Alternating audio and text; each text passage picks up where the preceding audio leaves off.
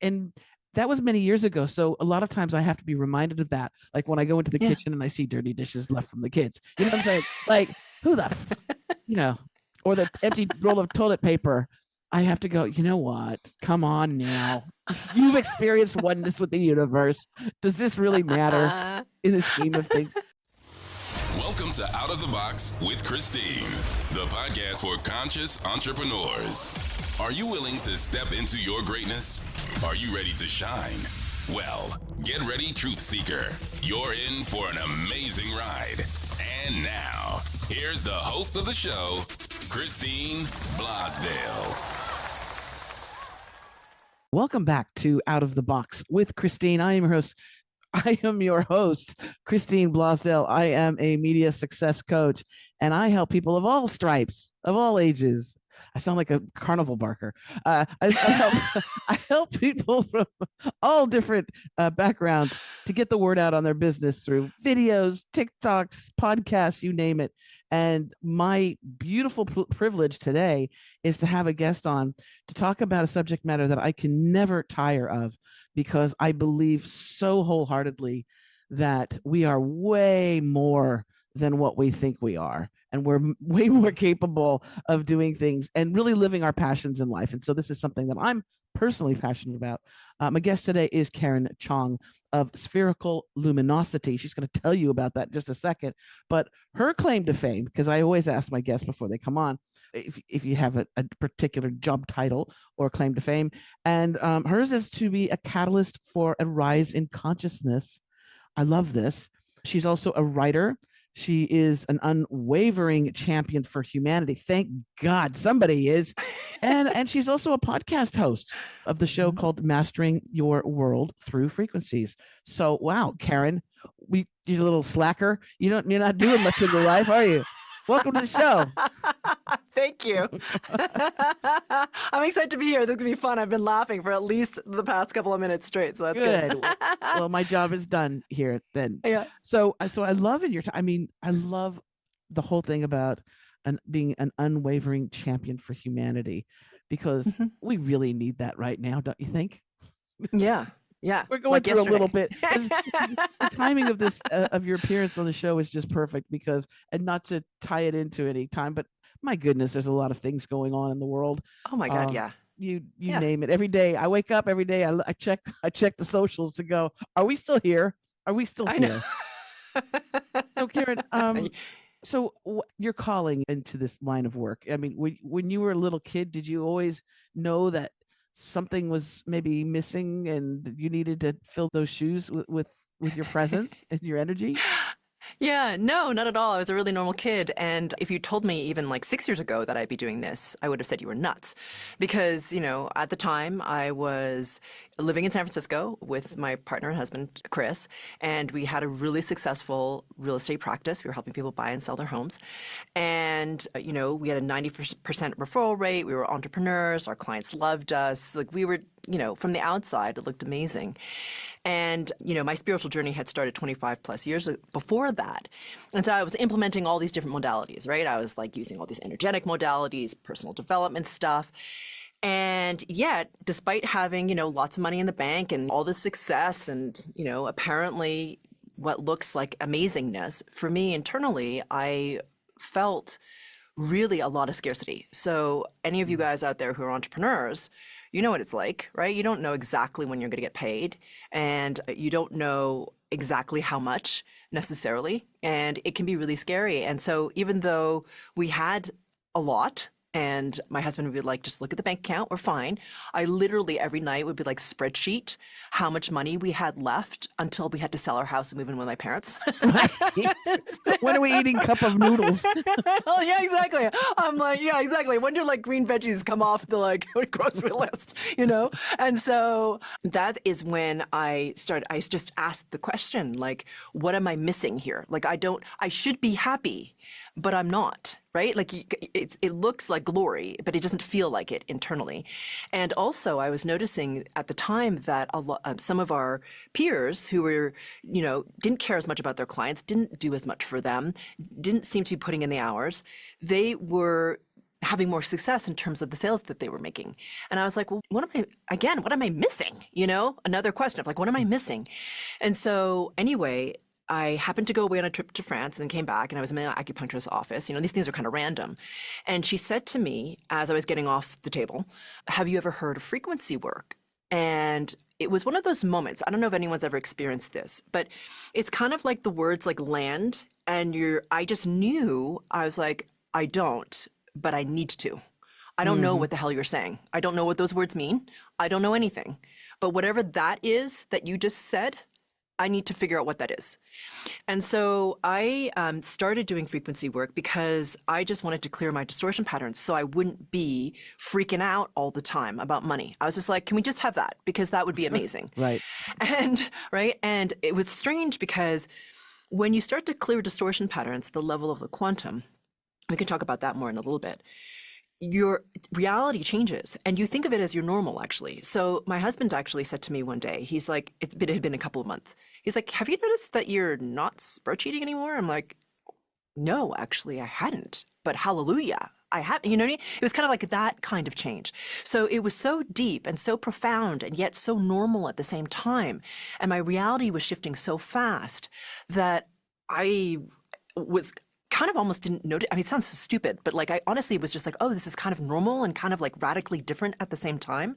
Yeah. And then 2 years after, like just because I'm kind of an intense individual, I was just like, let's see what can happen. Let's just clear more of this crap. And I went off to another retreat, and in a 9-hour meditation that I not planned to have, I pierced what I call the veil of forgetting, merged into the oneness, lost all sense of myself. So it's equivalent to like an ego death. And really perceived myself as part of there was no me, honestly. It was just one. And Christine, I was sitting in this tiny little studio in the middle of Sedona, Arizona, on the couch. And if you looked in the window, you would have thought this woman is totally like insane, because I was in meditation. And when I was in that resonance of the oneness, I started to laugh because I couldn't believe that I'd forgotten that I was part of the one. And I did that for like minutes, and then I started to cry because I couldn't believe that I'd forgotten that I was part of the one. It's like forgetting that you can breathe, Yeah. And I perceived everything as frequencies. And then I had this unbelievably clear awareness that I could alter things at the frequency or the quantum level. And then when I came back, and I didn't plan, I mean, it wasn't like when I woke up in the morning, I was like, yeah, let's go into a 9-hour meditation, check, you know what I mean? That's not what happened. It just happened. And when I came out of it, I couldn't believe, first of all, because it was nighttime. Like when I started, it was morning, and I was like, whoa, what happened to all the light? And then I looked at the clock and I realized it'd been 9 hours. But after that, I could perceive everything as frequencies. I was like, whoa, this is weirdly a little bit like the Matrix. And I could see everything as the illusion, but not as something that punishes us, as something that's really here for us to really truly do what I feel is what we're here for in this life, which is to awaken to the true possibility of who we are. And who we are is limitless and truly the co-creator of everything. Mm-hmm. Now, I realize for some people, that's like, okay, that's a nice like sort of bumper sticker idea. But truly, if you think about it, if you actually started to recognize yourself as this infinite, or an aspect of you anyway, as infinite indestructible consciousness, as limitless, do you think you would have fear? You wouldn't. It would completely not exist for you, or it would change radically in any case. And your experience of scarcity, would it be there? No, because you're limitless and you can create infinitely, you see? So everything about our human existence, of the limited, of the mundane, and there's so many of us now who are distracted because we're so freaking bored and we don't know what else to do. But when you tap into that part of yourself, everything becomes brilliant in a way, like sacred, because there's like 5 million cacao ceremonies and whatever ceremonies and whatnot, and that's fine.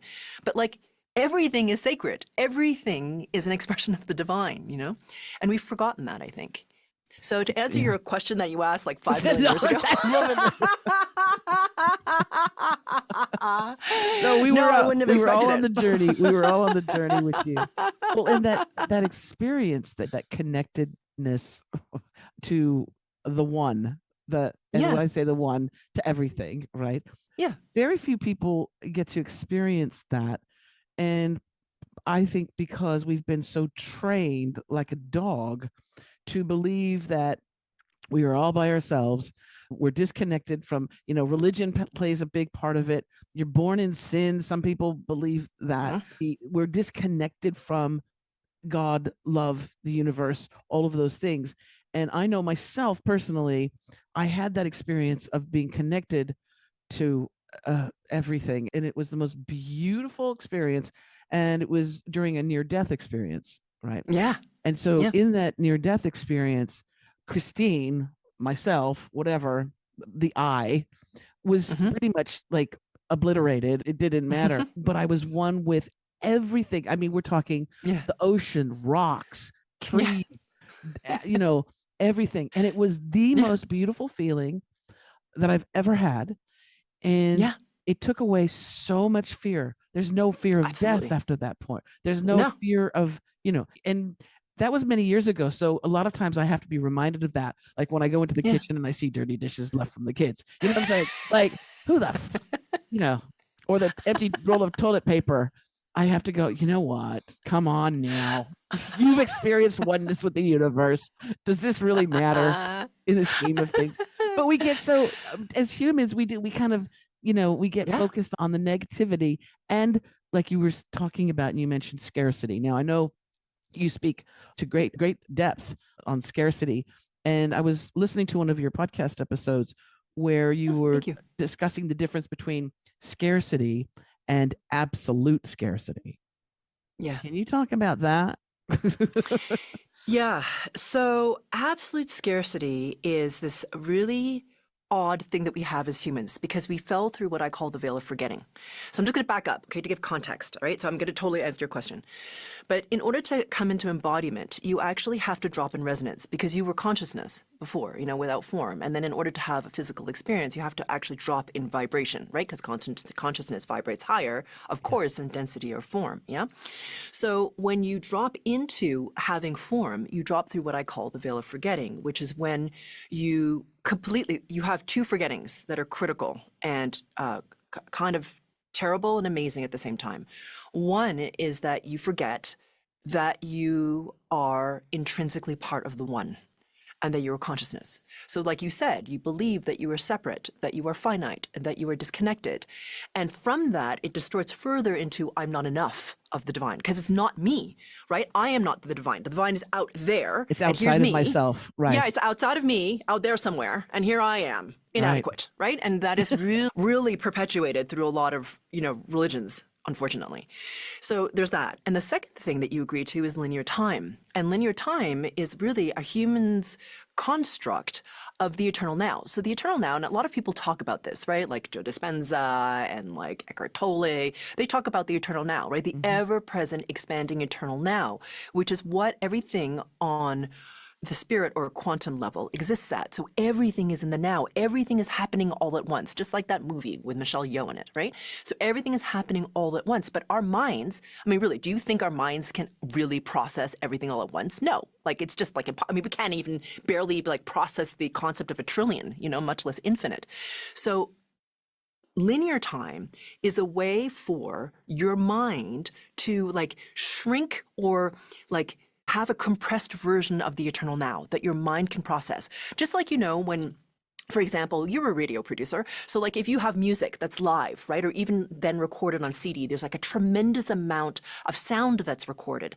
But then we have to compress the amount of information to get it into an MP3 so we can send it over our devices, right? Correct. It's the same thing with time. We do that so we understand past, present, future, and we can talk about it. But the thing is, that feeling, that drop through the veil of forgetting is what creates what I call absolute scarcity that you're talking about. That there's always something outside of us that we need to complete ourselves. We are never whole and complete within ourselves because we dropped through that veil and we forgot, oh my God, I'm part of that one. Just like you had that experience in your near death and I had that experience in my meditation. It's the same thing. It's the same truth, right? And the thing is, when you are in absolute scarcity, you're going to think things like, if I only lost this 8 pounds, I'd be happy, right? Like if I had the car, I had the partner, I had the job title, I had the whatever, then I'd be happy. Now, are you happy when you get it? Of course you are, right? But it doesn't last very long, No, right? Then right. you're on chasing like the next thing, right? I mean, you're like, sweet, I got the car. Oh, now the kids have just been in it. You know what I mean? So like, how long is that going to last for, the new car smell? You know, so, or whatever it is. But my point is, we always chase what we think will make us happy, whatever it is, instead of recognizing that when you start to cultivate that what I call the big S self, you as infinite indestructible consciousness, where you know viscerally that you are infinite, that you are part of the oneness. When you know that, when you feel that, when you felt what you felt, Christine, it's like, oh, okay, that gives context to this moment that I'm having. And yes, I'm having this moment, whether it's happy or sad, but compared to the grandness of what that experience is, it gives it context. Does that make sense? It's going to pass Absolutely. one way or another. And you don't need that thing to make you whole, because you are whole. You are part of the one. You are an intrinsic and incredibly important part of the one. Without you, there is no one. You know what I mean? And I think we forget that because we think, oh, we got to be better. We got to, I don't know, achieve this thing, awaken in this way, do the whatever and whatney bop. And yes, I mean, do the thing, you know, like live your best life. But in order to be in that state of what I call the beloved, you don't have to deserve it. All you have to do is have your resonance be high enough so you can access it. Do you see what I'm saying? There's a very big difference That's between key, isn't it? deserving, yeah, and your vibrational level. Those two things are not the same. And that's all about frequency and Yeah. what we're not taught, you know, like I wish we could teach this to, you know, little kids going through Oh my school, God, yeah. the importance of frequency, energy, you know, and not to get unicorn woo, but you know, I think we're already there. yeah,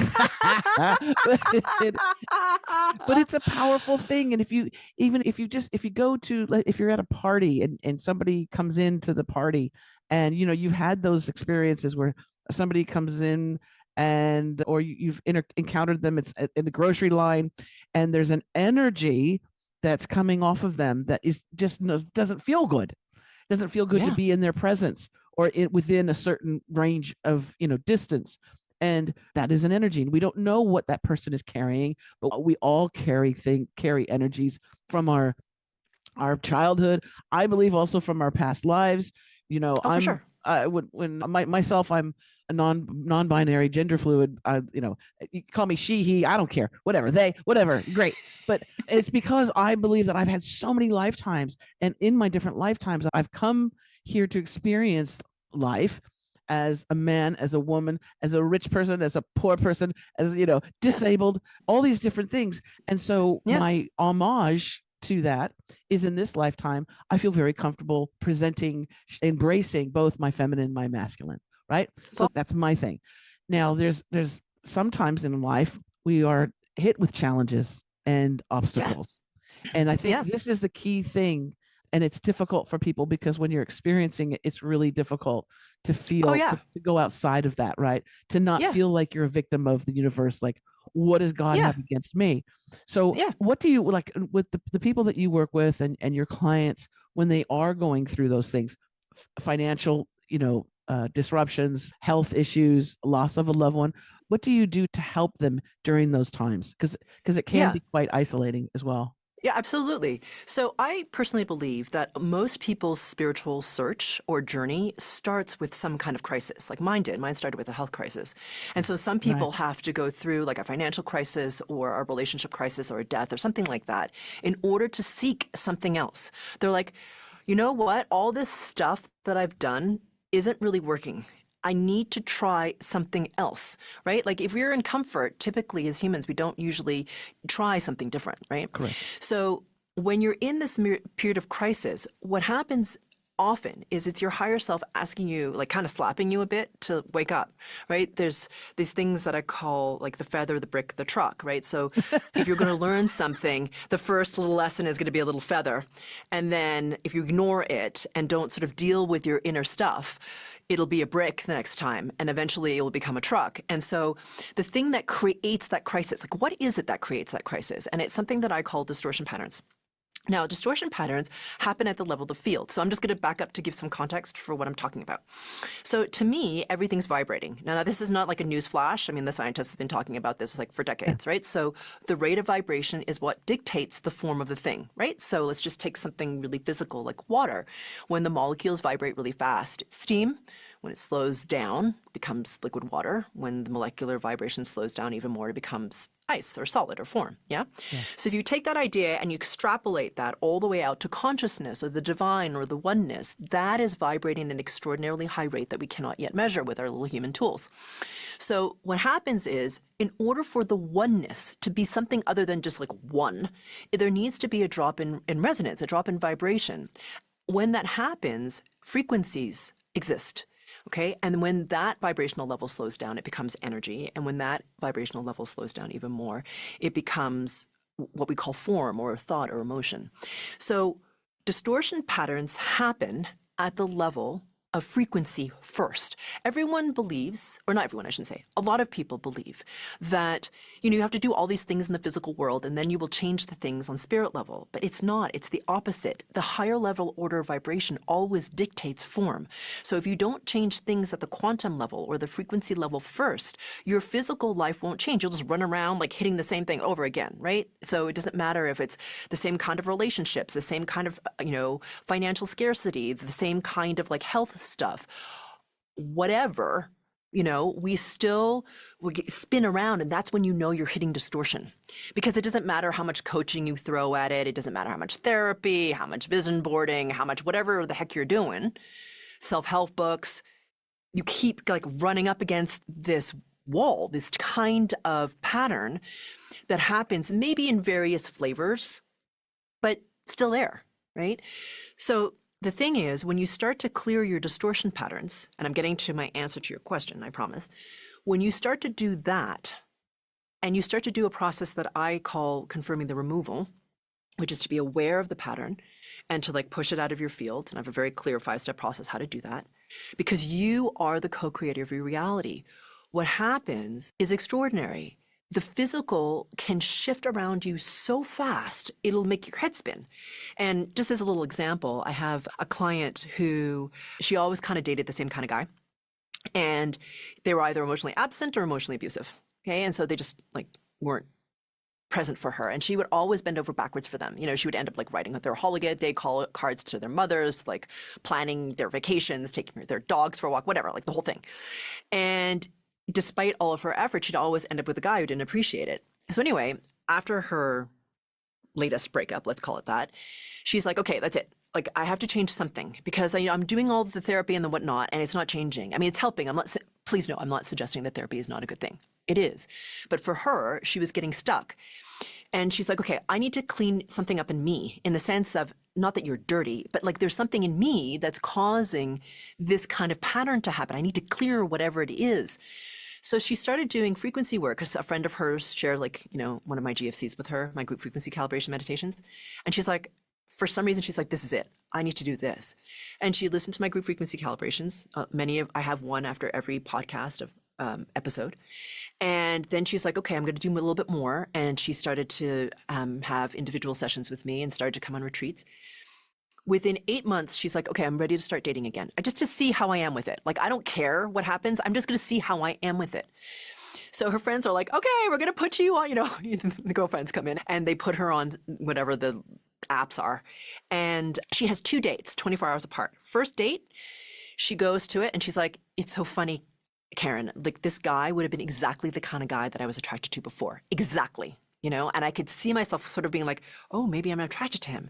But then I realized, wait a minute, I had enough distance to see, I don't want to repeat this. Like, this is like repeat here. I don't want to deal with this kind of story again. And she's like, maybe we'll be friends, maybe we won't, but I'm not going to go down that road. Second date, this guy not attracted to in the past before, meaning like the her of before wouldn't have been attracted to this type of guy. That's what I mean. And ends up that she's like, even physically, she's like, I don't even know. Like, this is not kind of my usual person that I'm attracted to. But they end up talking for 2 hours because she was just like, I'm just going to be present and see what happens. Like, I don't care. Let's just see what happens. Not tied to the outcome. Not tied to the outcome. She surrendered. She was like, I'm just like here with this dude. right? We're just going to see what happens. Do I enjoy him? Do I not? Can I be present with him? Can I laugh? Is he funny? Am I funny? Are we better together? You know, all that sort of stuff is happening. That quickly becomes dinner, and then becomes a camping trip, and then it becomes, you know, a trip to Europe. Year later, they're engaged. Okay. So here's the thing in our weird hetero culture. We think like the marriage is like the thing, you know, like angels sing like, oh, you know, like if you get the marriage, then it's like amazing. Yes. But the thing isn't about the marriage. That's not the victory. The victory is in her, because she said to me, Karen, I finally know in my heart that he loves me and that he wants to make me happy and that I'm worthy of it and I can receive it. Ooh. Okay. There We you went go. from, right? Yeah. Woman who couldn't like really receive anything, killing herself because she didn't feel worthy, to this. That's huge. That's the victory. It's not about the marriage. Do you know what I mean? Like everyone will think it's about that. It's not. It's about how she felt about her and how she could be in love. Not with, you know what I mean? Just in love, not necessarily with him, but just in love, period. You know what I mean? That changed everything. Well, and because also when you on a subconscious and conscious level believe that you are worthy of, that's when things change. And because of the frequency and the energy, that dude just like zeroed in on her because of that energy. Exactly. Right? Yeah, totally. The universe conspired for that. Exactly. And you know what it is? It's because she felt at ease with herself. I know this is weird for women sometimes to understand, because we always are taught that we're not enough and we have to project some weird image of perfection. Like we have to be the perfect mother. We have to be the perfect partner. We have to be the perfect person at work. We have to be the perfect, I don't know, whatever body, you know, all that stuff. She was just like, excuse me, like, screw it. You know, she was like, I'm just going to be me, because I can't pretend to be something that I'm not. And she was at ease with herself. And he was like, whoa, what's this?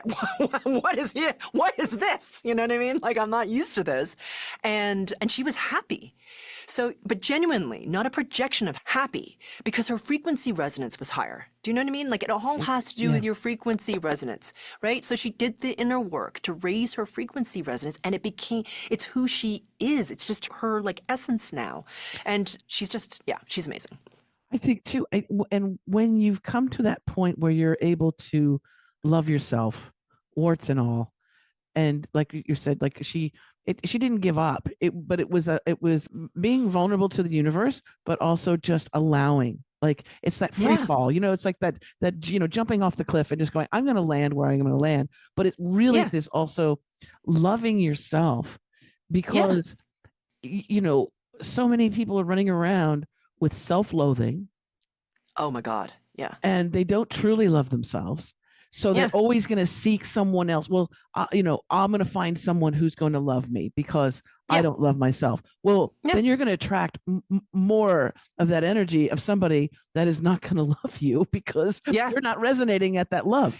Right? Exactly. That's exactly right. And the thing is, you know, the thing about frequencies is you can't think your way to it. It's not like because, you know, like she didn't feel worthy, right? So it wasn't like she was like, okay, I'm going to think that I'm worthy of love. You know, it wasn't, she had to release the distortion behind it, all the lineage patterns, the past life stuff, like all, you know, the religious conditioning, the cultural conditioning, all that. She had to let it go, because you can want something, but then it's not enough, right? You have to release the patterns so you can get to that resonance like you were talking about, where it's like, you know, there's a big leap between like self-loathing and self-love. And she was just like, can I just get to, I'm comfortable with myself, right? Like, can I just get there? You know, really be at ease with all my warts. Like, I got them, you know, I got to watch out for them. I'm not proud of them particularly, but there they are, right? So she had to get there, and you can't think your way there. I mean, I tried to. I mean, I was like a personal development junkie, right? So you can't just think your way there. You have to really release the distortion to be in that resonance of it. And the thing is, you know, the thing about frequency work that's so awesome and about frequency rising is it's infinite. Like, everyone thinks that like spiritual awakening, you get there and it's like done. You know, check, finished, we're done. But the thing is, it's the beginning, right? It's infinite. So like, how glorious can your life be really depends on how high your frequency you want to get to and embody in the unique expression that's you. And, you know, as you said before, I can't remember when, it's not about negating your humanness. You are human. You know, you're supposed to be imperfect. You're supposed to be messy. You're supposed to be like, fuck, there's no toilet paper in the freaking toilet. Like, you know, it's like, and then we have the choice to laugh at that and be like, all right, well, all right, so all right, I'm gonna get the toilet paper. You know what I mean? Yes. It's and it's a glorious ride. It is Yeah. with all of the crazy, and I equate it to like a video game as well. You know, Yeah. at a certain point, it's being able to remind ourselves that, it's a wild, wonderful game, and how well we play is really up to us. And Absolutely. and I just love the opportunity that we have each and every day with all kinds of stuff that happens, how we react, Absolutely. right, to things. Yeah. I love this. So you were talking a bit about the meditation that you end your podcast episodes with, Mhm. the beautiful thing that you do there. Now you also have something for our listeners and for our viewers that are watching on YouTube. Yeah. You have a bit of Yeah. a gift to help them as Yeah. well, right? Yeah, totally. So here's the thing. Your mind is going to kick your ass, right? I don't know if you noticed this. Yes. Like, it just tells you stupid stuff all the time. It's not very delightful. I'm not saying it doesn't have great things to say to you. I'm not saying it doesn't motivate you in some way. And I'm not saying you shouldn't think. I'm not demonizing the mind. But oftentimes, especially when we're starting, your mind is not a super helpful tool. And there's like 5 million thoughts going up in your head. So for your audience, in the description and the link below, I think is where you'd put it. I'm not sure. Yes, But it'll be in the notes. It'll be in the notes. Perfect. Thank you. I'm offering a free quieting your mind meditation. So if you just click on that link, it'll help you start to slow down. Because the thing is, I know this is probably a little bit out there for some of you, and I know it sounds like, again, like package woo. However, the more you can be in what I call the center of your 0 point, which is really in the present moment of linear time, really aware of your body, the more like grounded, more calm, more focused, more clear, better able to be in the world, period. So that group frequency calibration is there to help you. It's free, it doesn't cost anything. And some people it's changed their lives. They literally play that thing in the background at work, or when they get up in the morning, they're just like, put that sucker on. Because it just, or in the, you know what I mean? It just helps them okay, right. Yeah. It's not as freaking nuts as it seems to be. And when you come back into your center, what happens as your frequency resonance rises and as you gain strength in your center, the external world, whilst you're aware of it, because it's not about negating the external world, it just doesn't touch you in the same way. So if everyone else is freaking out about something, because someone always is, you're like, okay, I can witness your freak out. Like, I'm with you, partner, that's freaking out, having meltdown right now, or child, or whatever. But I don't have to take it into me. And the thing is, Christine, when we are in that space of that centered, grounded, neutral, I'm with you, I'm witnessing, but I'm not taking it into me, it gives them such a tremendous gift, because then they can just be what they are in that moment and then move through it. It's the most beautiful thing. It's not contagious, and everybody's losing their minds. Right? Yeah, exactly. Yeah, not everyone's spiraling together. Awesome. And then also you have the ability to go, okay, you know what? I have an answer to the problem, right? Yeah. Or how about if we do this? This isn't working, so how about if we do this? I love this. Exactly. This is a great gift. This is a great gift. Thank you. So we'll make sure that we have the link to that. It's how to quiet your mind and how to be centered. And I think this is so important right now. Yeah. We'll have that meditation, that link to that free meditation from my guest, Karen Chong. We'll have that in the show notes so people can go check it out. Karen, it's just been absolutely wonderful having you on, and you're welcome back anytime, because we could talk about of our cool unicorn woo stuff. Happy to. Forever That's my and playground. Ever. And please just let me know when you've got stuff going on. We'd love to have you back on the show anytime. Oh, thank you so much. Thank you. I will totally accept your invitation. Okay, good. And we'll make sure we'll have a link to Karen's show, her podcast, that you can catch on all of the major podcast platforms, and her website. So many ways that you can reach out to Karen if you've enjoyed this program. And if you have enjoyed this program, make sure that you share it with others. You can share it easily on your social media or an email. Please do, especially if it's something that's touched you and you think it can help somebody that you love. All right. If you want to find out more information about the work that I do, you can go to my website, ChristineBlosdale.com. That will be in the show notes as well. And as I always say at the end of these shows, remember to think outside that damn box. It will help you in many ways. All right, loves. Take care, and we'll talk to you soon.